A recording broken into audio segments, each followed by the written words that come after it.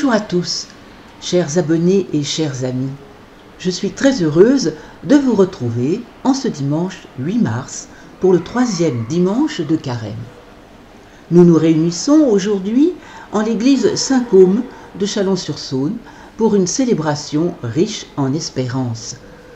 Cette messe est présidée par le père Benjamin Bourdonnais qui a la joie de présider le premier scrutin de 9 catéchumènes, adolescents et adultes.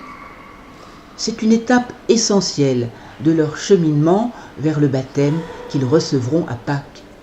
Nous les accompagnons de toute notre prière. L'évangile de ce jour nous fait revivre la rencontre entre Jésus et la Samaritaine au puits de Jacob.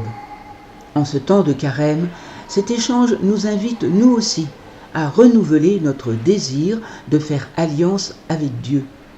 À l'image de cette femme qui laisse sa cruche pour suivre le Christ, apprenons à placer toute notre confiance en sa volonté, car lui seul peut étancher notre soif de vérité. Je vous souhaite à tous une très sainte célébration. Prions ensemble.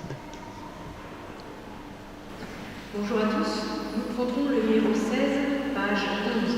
16, page 11.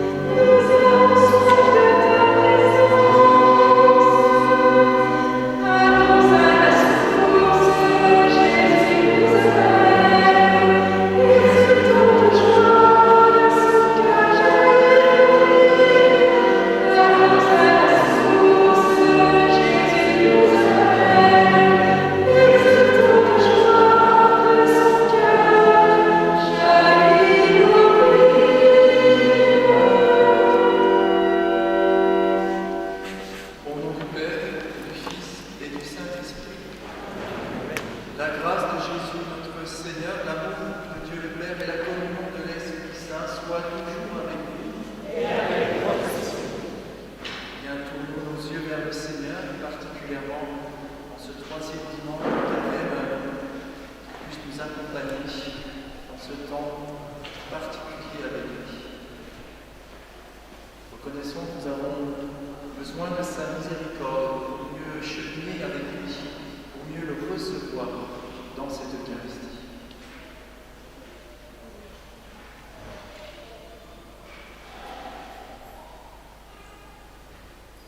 Pardonne-moi, Seigneur, j'ai béni ton nom. Pardonne-moi, Seigneur, j'ai quitté ta maison. J'ai voulu procéder sans attendre le don.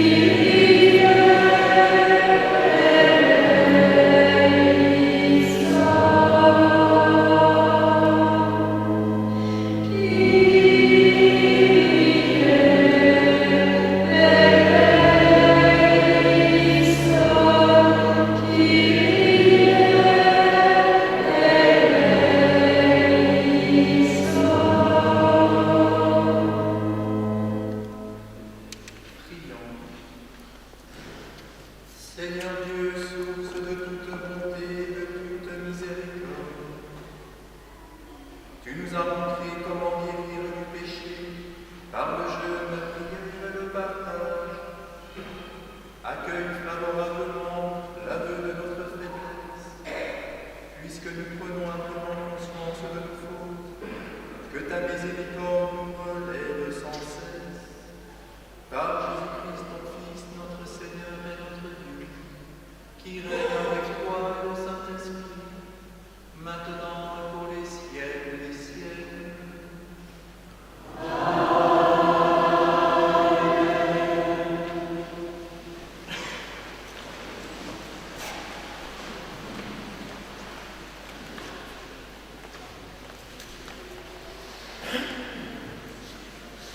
Les enfants de 3 ans jusqu'au CP sont invités pour un partage autour de l'Évangile. Lecture du livre de l'Exode. En ces jours-là, dans le désert, le peuple manquant d'eau souffrit de la soif. Il récrimina contre Moïse et dit : « Pourquoi nous as-tu fait monter d'Égypte ? Était-ce pour nous faire mourir de soif avec nos fils et nos troupeaux ?» Moïse cria vers le Seigneur : « Que vais-je faire de ce peuple ? Encore un peu, et ils me lapideront. » Le Seigneur dit à Moïse : « Passe devant le peuple, emmène avec toi plusieurs des anciens d'Israël, prends en main le bâton avec lequel tu as frappé le Nil, et va.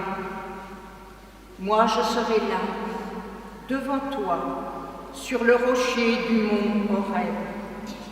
Tu frapperas le rocher, et le peuple, il en sortira de l'eau, et le peuple boira. » Et Moïse fit ainsi sous les yeux des anciens d'Israël. Il donna à ce lieu le nom de Massa, c'est-à-dire épreuve, et Mériba, c'est-à-dire querelle, parce que les fils d'Israël avaient cherché querelle au Seigneur, et parce qu'il l'avait mis à l'épreuve en disant : « Le Seigneur est-il au milieu de nous, oui ou non ?» Parole du Seigneur.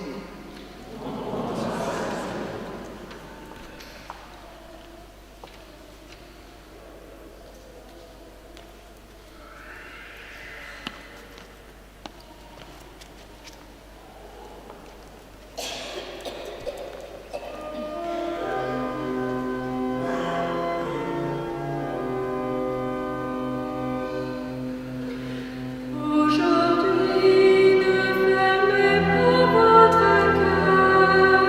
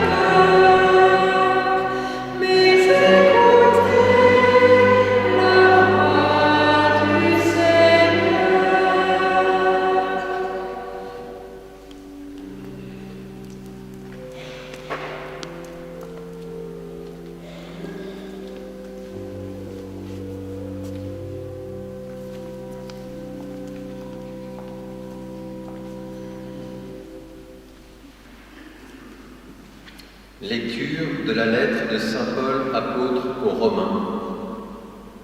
Frères, nous qui sommes devenus justes par la foi, nous voici en paix avec Dieu, par notre Seigneur Jésus-Christ, lui qui nous a donné par la foi l'accès à cette grâce dans laquelle nous sommes établis. Et nous mettons notre fierté dans l'espérance d'avoir part à la gloire de Dieu. Et l'espérance ne déçoit pas, puisque l'amour de Dieu a été répandu dans nos cœurs par l'Esprit Saint qui nous a été donné. Alors que nous n'étions encore capables de rien, le Christ, au temps fixé par Dieu, est mort pour les impies que nous étions. Accepter de mourir pour un homme juste, c'est déjà difficile. Peut-être quelqu'un s'exposerait-il à mourir pour un homme de bien. Or, la preuve que Dieu nous aime, c'est que le Christ est mort pour nous, alors que nous étions encore pécheurs. Parole du Seigneur.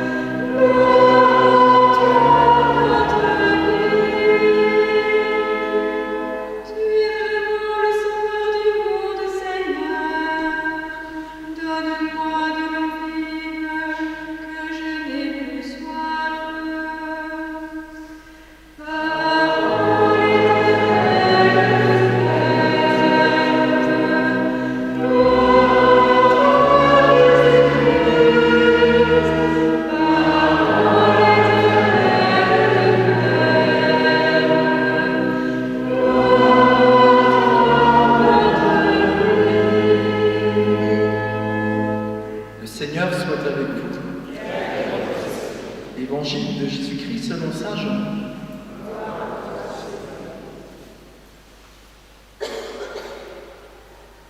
En ce temps-là, Jésus arriva à une ville de Samarie appelée Sychar, près du terrain que Jacob avait donné à son fils Joseph. Là se trouvait le puits de Jacob. Jésus, fatigué par la route, s'était donc assis près de la source. C'était la 6e heure, environ midi. Arrive une femme de Samarie qui venait puiser de l'eau. Jésus lui dit : « Donne-moi à boire. » En effet, ses disciples étaient partis à la ville pour acheter des provisions. La Samaritaine lui dit : « Comment, toi, un Juif, tu me demandes à boire, à moi, une Samaritaine ? » En effet, les Juifs ne fréquentent pas les Samaritains. Jésus lui répondit : « Si tu savais le don de Dieu, et qui est celui qui te dit « Donne-moi à boire », c'est toi qui lui aurais demandé, et il t'aurait donné de l'eau vive. Et lui dit : « Seigneur, tu n'as rien pour puiser, et le puits est profond. D'où as-tu donc cette eau vive ? Serait-il plus grand que notre père Jacob, qui nous a donné ce puits, et qui en a bu lui-même avec ses fils et ses bêtes ?»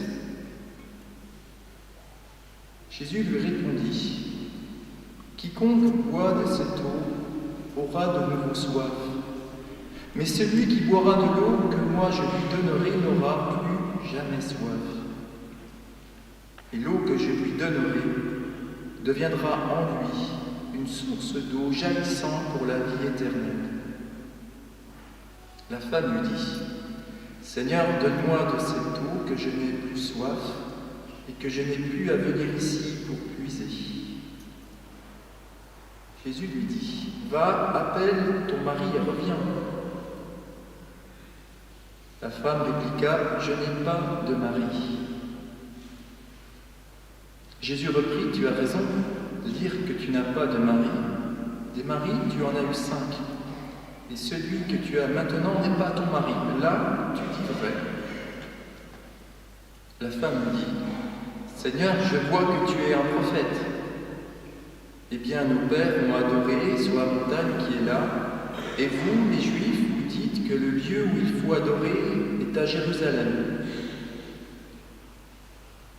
Jésus lui dit, femme, crois-moi, l'heure vient où vous n'irez plus ni sur cette montagne, ni à Jérusalem pour adorer le Père. Vous adorez ce que vous ne connaissez pas, nous adorons ce que nous connaissons. Car le salut vient des Juifs. Mais l'heure vient, et c'est maintenant, où les vrais adorateurs adoreront le Père en esprit et en vérité. Tels sont les adorateurs que recherche le Père. Dieu est esprit et ceux qui l'adorent, c'est en esprit et vérité qu'ils doivent l'adorer. La femme lui dit, je sais qu'il vient le Messie, celui qu'on appelle Christ. Quand il viendra, c'est lui qui nous fera connaître toutes choses. Jésus lui dit, je le suis, moi qui te parle. À ce moment-là, ses disciples arrivèrent. Ils étaient surpris de le voir parler avec une femme. Pourtant, aucun ne lui dit « Que cherches-tu » ou bien « Pourquoi parles-tu avec elle ?» La femme, laissant là sa cruche, revint à la ville et dit aux gens « Venez voir un homme qui m'a dit tout ce que j'ai fait. Ne serait-il pas le Christ ?» Ils sortirent de la ville et ils se dirigeaient vers lui. Entre-temps, les disciples l'appelaient « Rabbi, viens manger !» Mais il répondit « Pour moi, j'ai de quoi manger. C'est une nourriture que vous ne connaissez pas. » Les disciples se disaient entre eux « Quelqu'un lui aurait-il apporté à manger ?» Jésus leur dit « Ma nourriture, c'est de faire la volonté de celui qui m'a envoyé et d'accomplir son œuvre. Ne dites-vous pas, encore 4 mois et ce sera la moisson? Et moi je vous dis, levez les yeux et regardez les champs déjà dorés pour la moisson. Dès maintenant, le moissonneur reçoit son salaire. Il récolte du fruit pour la vie éternelle, si bien que le semeur se réjouit en même temps que le moissonneur. Il est bien vrai le dicton, l'un sème, l'autre moissonne. Je vous ai envoyé moissonner ce qui ne vous a coûté aucun effort. D'autres ont fait l'effort et vous en avez bénéficié. Beaucoup de Samaritains de cette ville crurent en Jésus à cause de la parole de la femme qui rendait ce témoignage. Il m'a dit tout ce que j'ai fait. Lorsqu'ils arrivèrent auprès de lui, ils l'invitèrent à demeurer chez eux. Il y demeura 2 jours. Ils furent encore beaucoup plus nombreux à croire à cause de sa parole à lui. Et ils disaient à la femme, « Ce n'est plus à cause de ce que tu nous as dit que nous croyons. Nous-mêmes, nous l'avons entendu et nous savons que c'est vraiment lui, le Sauveur du monde. Acclamons la parole de Dieu. »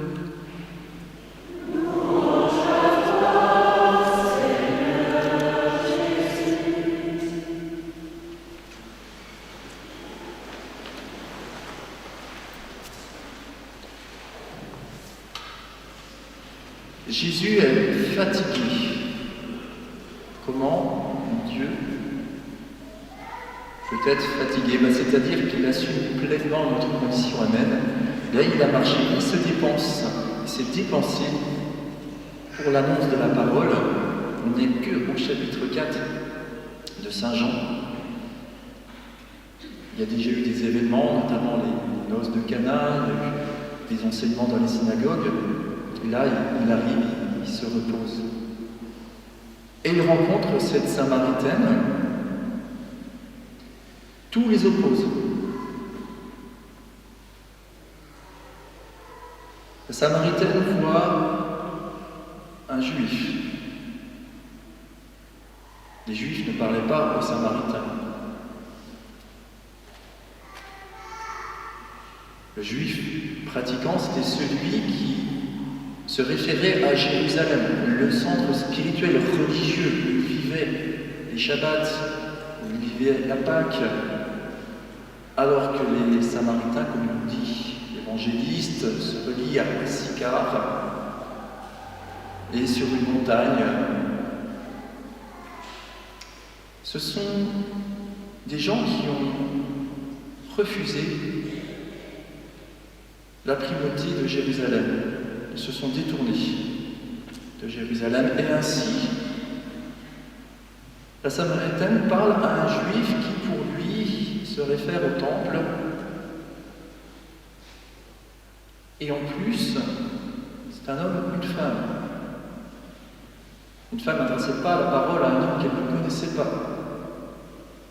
De plus, elle vient ici seule. Jésus en tant qu'homme, aurait dû presque s'en aller. Elle vient seule, ce qui est paradoxal, en plein midi, chercher de l'eau.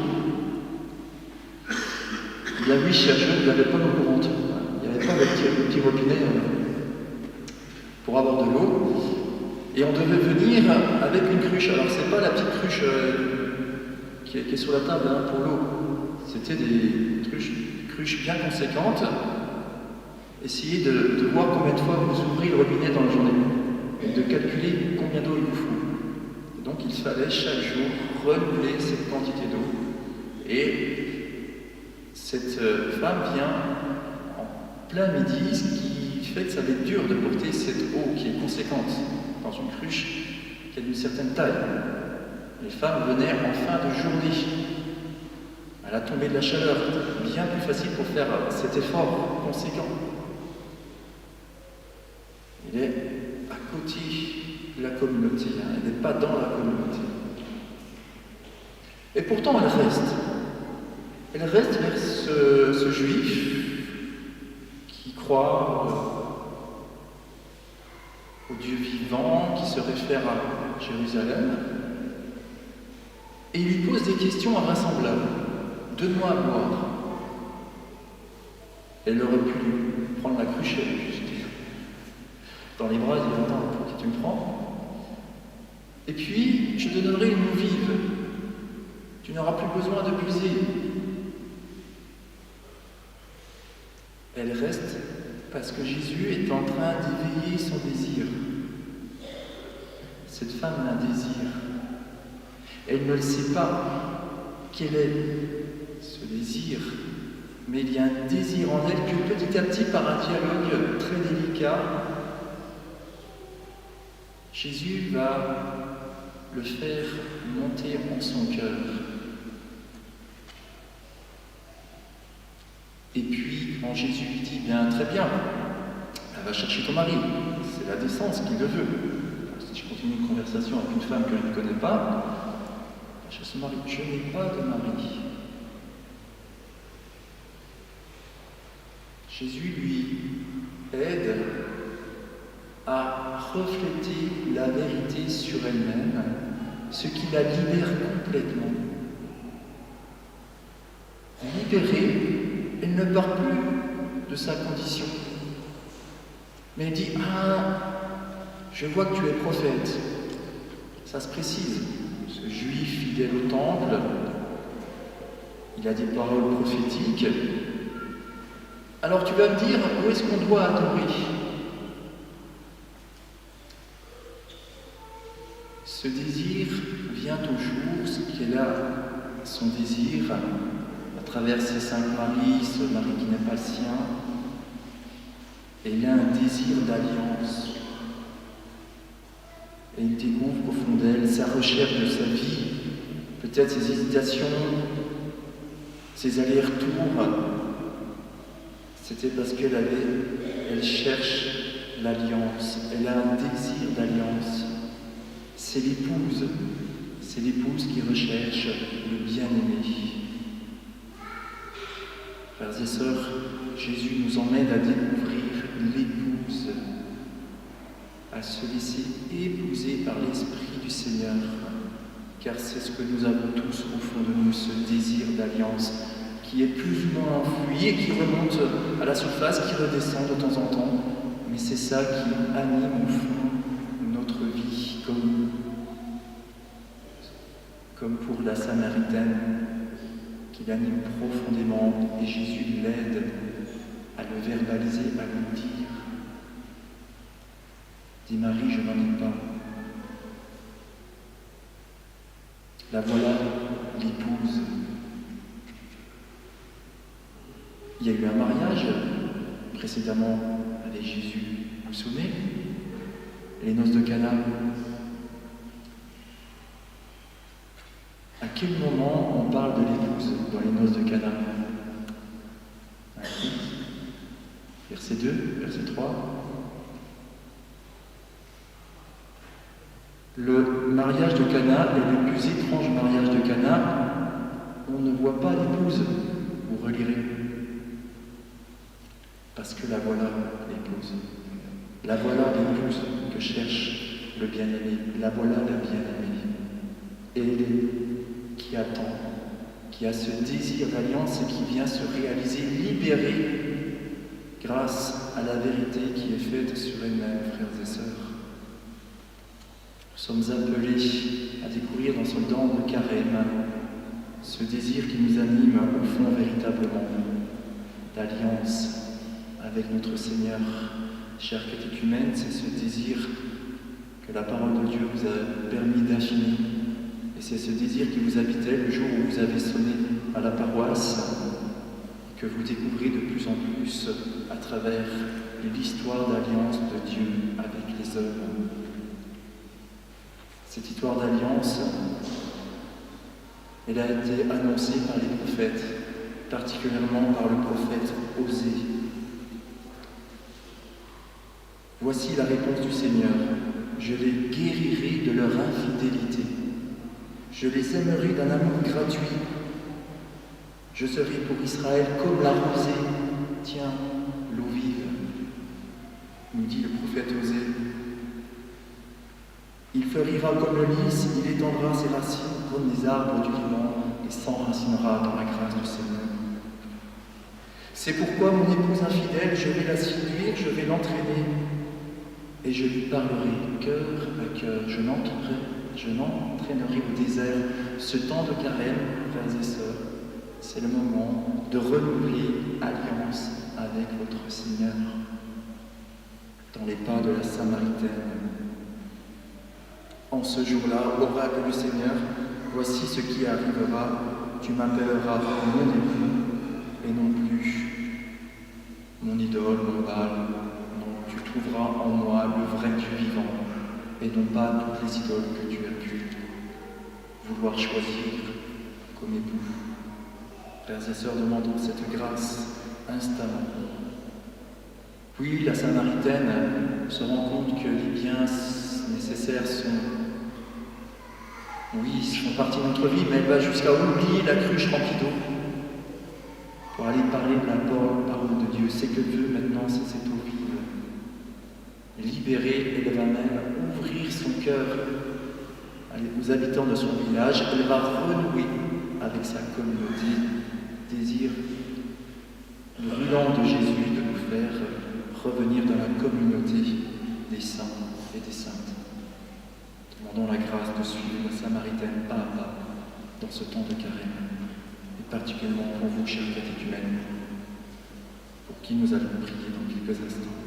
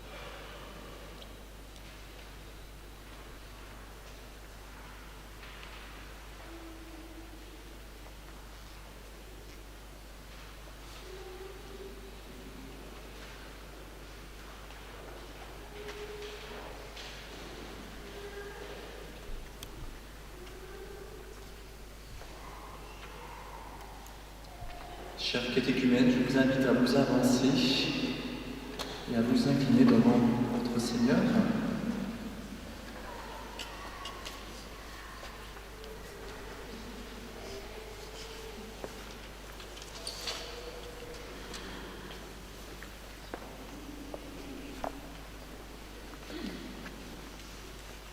Pouvons nous lever pour prier prions pour les catéchumènes qui feront leur premier scrutin.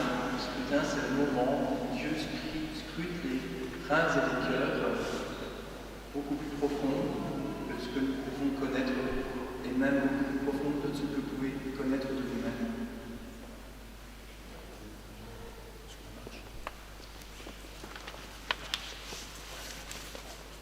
Pour les futurs baptisés, comme la Samaritaine, qu'ils se laissent atteindre par le regard du Christ et puissent reconnaître leurs péchés, prions le Seigneur.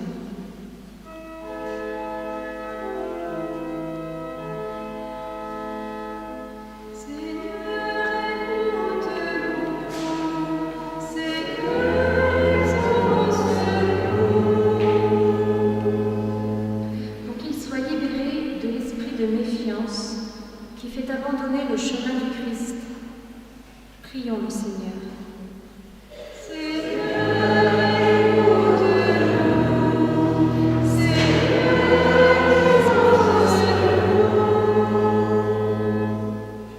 Pour qu'en désirant le don de Dieu, ils aspirent de tout leur cœur à l'eau vive qui jaillit en vie éternelle, prions le Seigneur.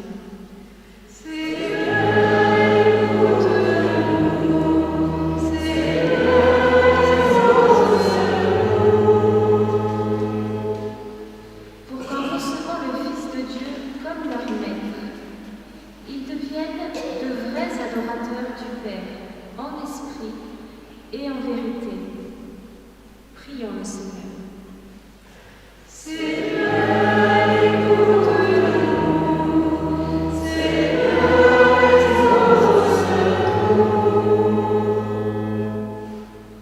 Pour qu'après leur joyeuse rencontre avec le Christ, ils emportent la nouvelle à leurs amis et dans le monde.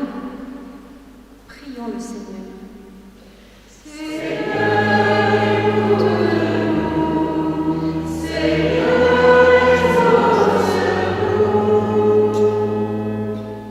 Pour que tous les pauvres de la terre et ceux qui ont faim de la parole de Dieu aient accès à l'évangile du Christ. Prions le Seigneur.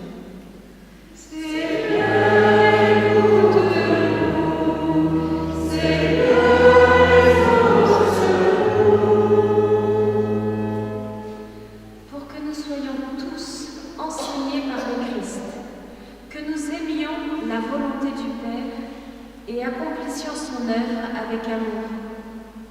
Prions le Seigneur.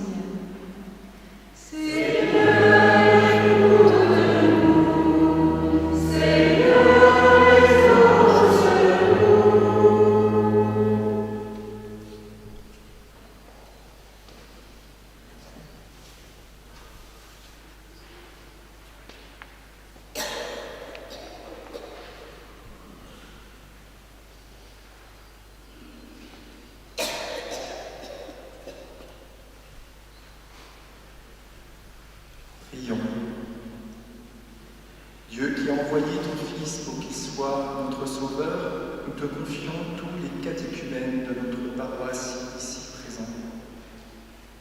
Ils sont comme cette femme de Samarie qui voulait puiser de l'eau vive, qu'ils se laissent convertir par les paroles du Christ, qu'ils reconnaissent les entraves de leur faiblesse et de leur péché.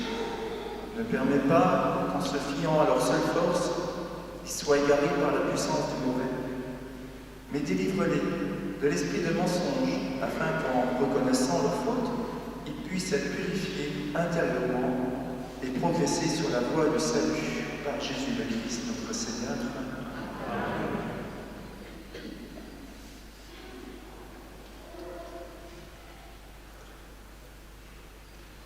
Seigneur Jésus, par un admirable dessein de ta miséricorde, tu as converti le cœur de la Samaritaine, puisqu'elle en vient à adorer le Père en esprit et en vérité. Par ta puissance, délivre à présent des pieds du démon ces catéchumènes qui approchent de la source d'eau vive. Par la force de l'Esprit Saint, convertis leur cœur, de sorte qu'avec une foi sincère, agissant par la charité, ils aient la connaissance de ton Père, toi qui règnes pour les siècles des siècles.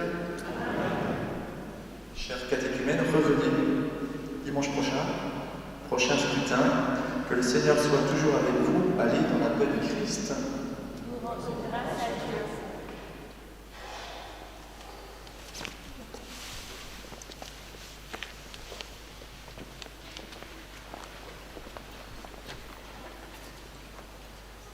Et ensemble, nous redisons notre foi. Je crois en Dieu, le Père Tout-Puissant, Créateur des cieux et de la terre, et en Jésus-Christ, son Fils unique, notre Seigneur, qui a été conçu du Saint-Esprit, est né de la Vierge Marie, a souffert sous Ponce Pilate, a été crucifié, est mort, a été enseveli, est descendu aux enfers. Le troisième jour, il est ressuscité des morts, est monté aux cieux, est assis à la droite de Dieu, le Père Tout-Puissant, d'où il viendra juger les vivants et les morts. Je crois en l'Esprit Saint, à la Sainte Église catholique, à la communion des saints, à la rémission des péchés, à la résurrection de la chair, à la vie éternelle. Amen. Viens en ce temps de carême, prions le Seigneur de façon plus pressante pour nous préparer aux solennités pascales, Pâques, afin que l'univers entier bénéficie davantage des richesses du mystère du salut. Nous te prions pour les jeunes, qu'ils aient l'audace de se tourner à ton service. Inspire des vocations sacerdotales et religieuses. Affermis les pas de ceux qui te cherchent et qui te prient. Seigneur, entends nos prières.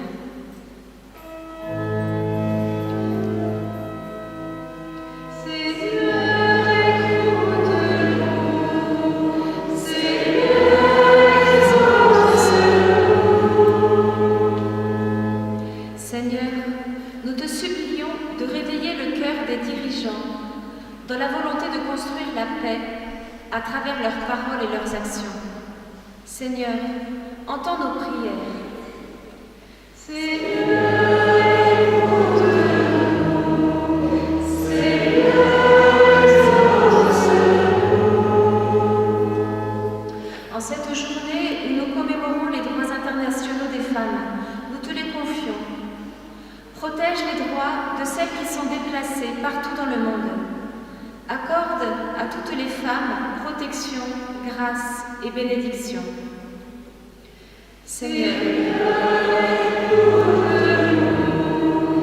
Seigneur, exauce-nous. À tes fidèles, Seigneur, tends une main secourable qui te cherche de tout cœur et doit exaucer leur juste demande par le Christ, notre Seigneur. Amen.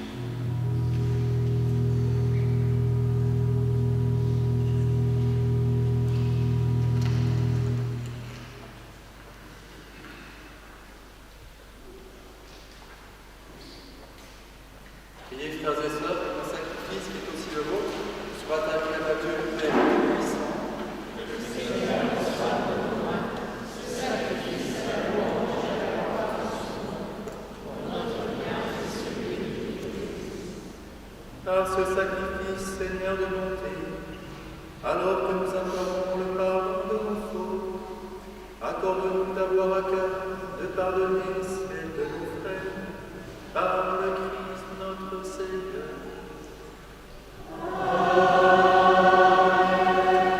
Le Seigneur soit avec nous. Élevons notre cœur. Rendons grâce au Seigneur notre Dieu. Vraiment, il est juste et bon pour ta gloire et notre salut, de t'offrir notre action de grâce toujours et en tout lieu. Seigneur, Père très saint, Dieu éternel et puissant, par le Christ notre Seigneur.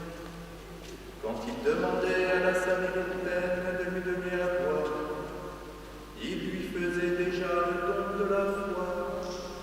De cette foi, il manifesta un tel soir qu'il fit naître en elle le feu de l'amour de Dieu. C'est pourquoi nous te rendons grâce avec les anges, nous chantons tes merveilles en proclamant.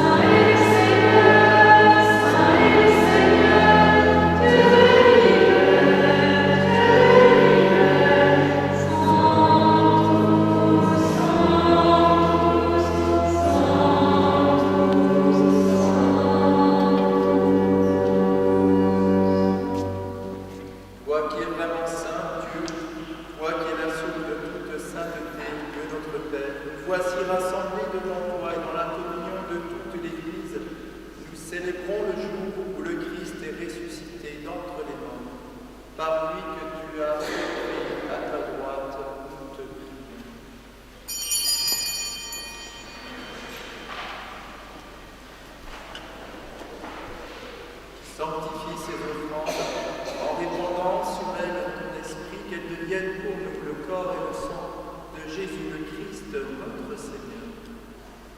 Au moment d'être livré et d'entrer librement dans sa passion, il prit le pain, il rendit grâce, il le rompit et le donna à ses disciples en disant : Prenez et mangez-en tous. Ceci est mon corps, livré pour vous.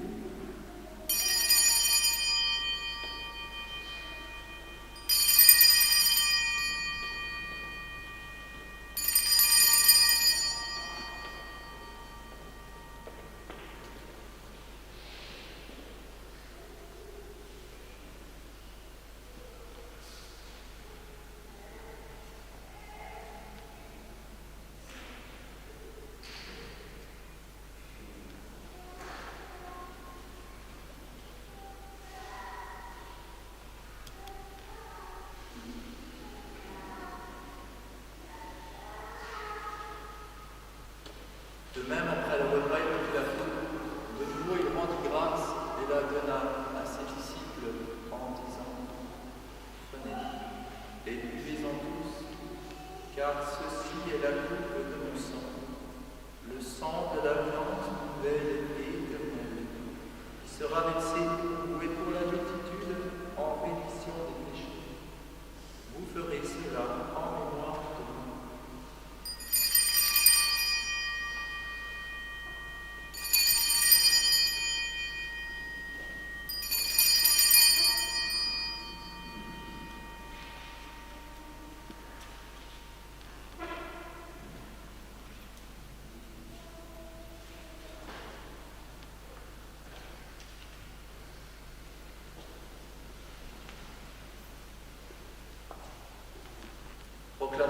mystère de la foi.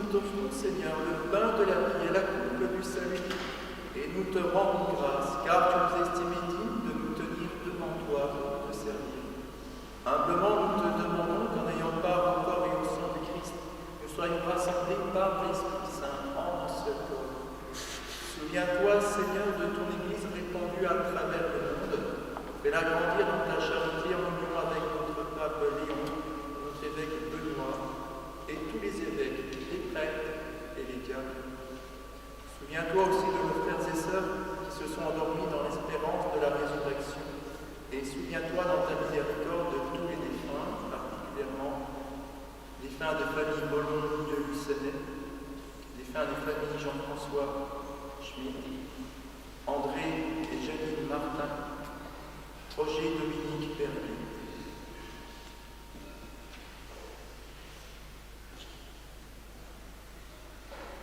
Accueillis dans la lumière de ton visage, sur nous ton sang fin, nous implorons ta bonté. Permets qu'avec la Vierge Marie, la bienheureuse Mère de Dieu, avec Saint Joseph, son époux, les apôtres et tous les saints, dont Saint Just, qui ont fait ta joie au des âges, nous ayons part à la vie éternelle et que nous chantions ta louange et ta gloire par ton Fils, Jésus le Christ. Par lui, avec lui et en lui, à toi, Dieu le Père Tout-Puissant, dans l'unité du Saint-Esprit, tout honneur et toute gloire pour les siècles des siècles.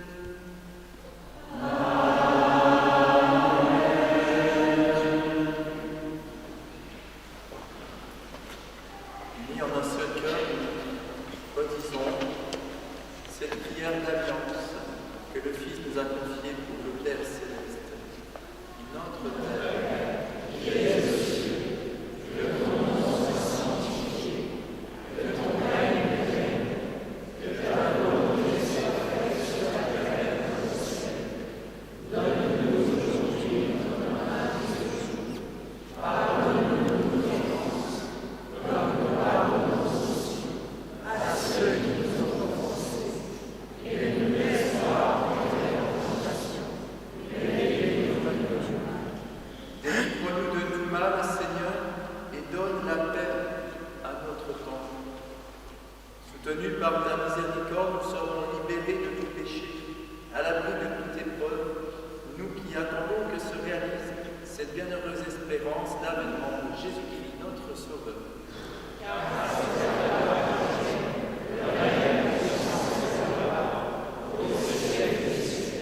Seigneur Jésus-Christ, tu as dit à tes apôtres, je vous laisse la paix, je vous donne ma paix. Ne regarde pas le péché, mais la foi de ton Église. Que ta volonté s'accomplisse, donne-lui toujours paix. Conduis-la vers l'unité parfaite, toi qui règnes pour les siècles et les siècles. Amen. Que la paix du Seigneur soit toujours avec nous. Et avec votre esprit. La paix du Christ avec nous.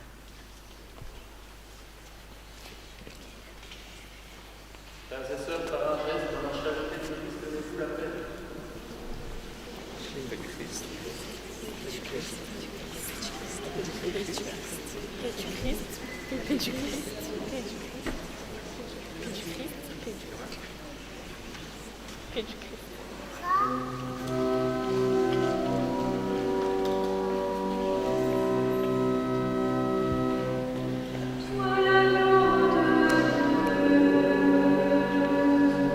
Qui enlève les péchés du monde.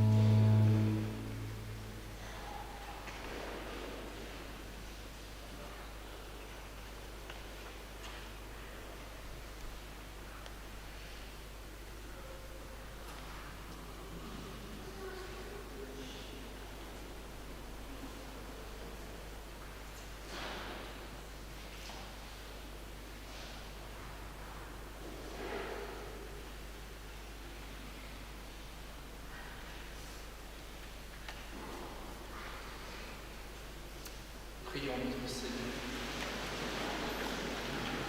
Nous avons reçu de toi, Seigneur, un avant-goût des mystères du ciel. Dès cette terre, nous sommes rassasiés par le pain venu d'en haut. Nous t'en supplions de nous mettre en œuvre ce que le sacrement réalise en nous, par le Christ notre Seigneur.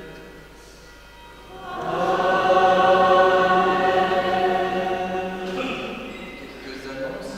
La conférence des évêques de France demande de nous souvenir, de faire mémoire et de prier pour les personnes victimes d'abus. Nous avons choisi ici en paroisse de le faire vendredi 13 mars au tour du chemin de Troyes à 15h ici même à Saint-Paul.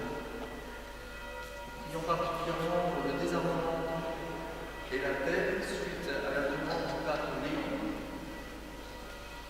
Et jeudi, on fait l'adoration toute la journée, on priera particulièrement à cette intention-là. Une journée de jeûne est proposée le vendredi.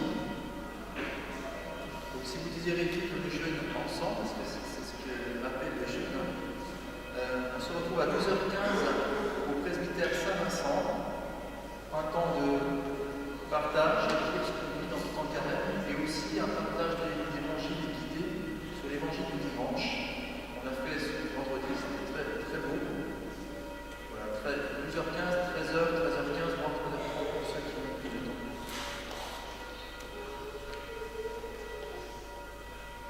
Avant au large collège et lycée, on propose une soirée le 13 mars 2026 à l'église Saint-Pierre à 20h pour la prévention contre la pornographie.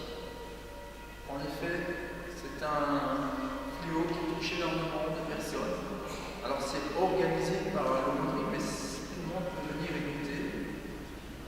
Le phénomène de l'addiction est de plus en plus fort dans nos sociétés et ça peut concerner aussi nos traditions. Donc, vendredi 13 mars à 20h. Les autres informations, le déroulé de la semaine pascale sont sur la feuille d'information paroisse. De la bénédiction du temps de carême, si vous retrouvez alliance avec votre Dieu, le Seigneur soit avec vous. Dirige, Seigneur, le cœur de tes fidèles et dans ta bienveillance, donne à ceux qui te servent la grâce d'accomplir la plénitude de